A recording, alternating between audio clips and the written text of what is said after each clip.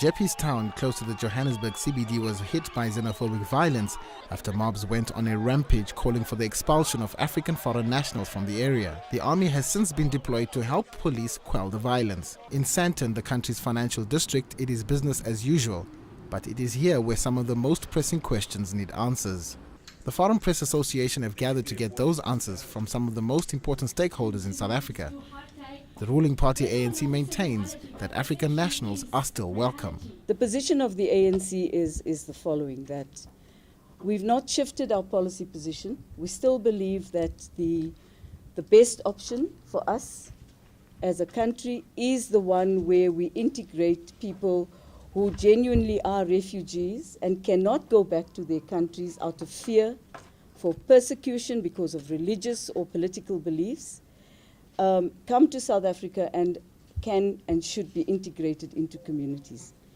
The other side of that coin is that there needs to be a better management of the South African receiving end of understanding what that means for us in our communities. But Africans living in South Africa feel hostile attitudes can be avoided. Education, education, education. It's very, very important. And if you don't do it, you're sitting with a problem, because when it arrives, goes with people's life and also the image of a country. And that's what we were talking about.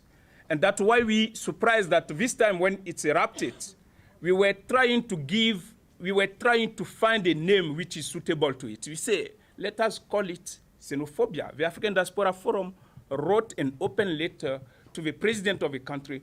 Let us all call it xenophobia, because that is what it is. A flurry of diplomacy is expected ahead of an AU meeting due to be hosted by South Africa in June.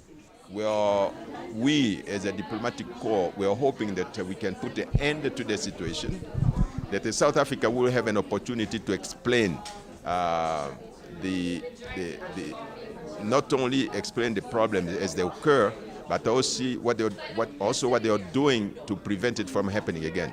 They have an opportunity because they are hosting a summit of the African Union in June here.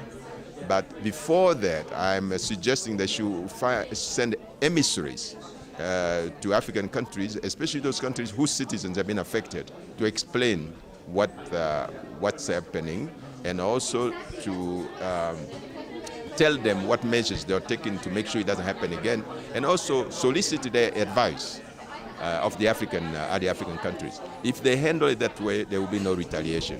We are now in Alexandra Township, which is about a 5 to 10 minute drive from Sandton, the central business district of the heart of the African economy. And we're here to find out from ordinary residents how they feel about the incidents of the last few days. Now, Alexandra Township for many years has seen poverty, unemployment and inequality that the politicians are saying is the root cause of xenophobic violence. We're here to find out how they feel. How do I feel? I feel like, you know what, it shouldn't have been done, you know?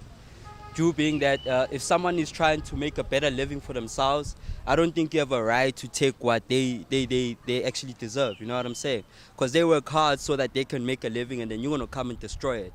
So personally, I think that those boys should actually be punished, my man, you know? An example should be shown that, you know, what happens to someone who does what, who takes from others. Because you can work hard, my man, work your whole life just to get here. And then someone takes that, what you've worked for overnight. It's not cool, man. Honestly, I don't feel comfortable. Me, myself, I don't even feel comfortable being in Alex at the moment. You know what I'm saying? Yeah, because my own safety ain't even, you know, guaranteed. Surprise. Because we've been staying with people from Zimbabwe, from Namibia, from Nyasaland. No problem.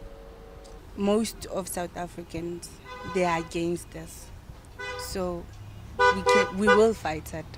And it will be peaceful country and it will accept people from outside.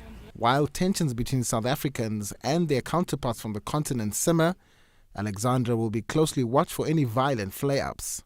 The South African government has not released any more information as to where the military will be deployed at the xenophobic hotspots around the country. But what remains clear is that its government will have to do all it can to rescue its image on the continent and the rest of the world. Lionel Skink, Go Tell Africa, Johannesburg.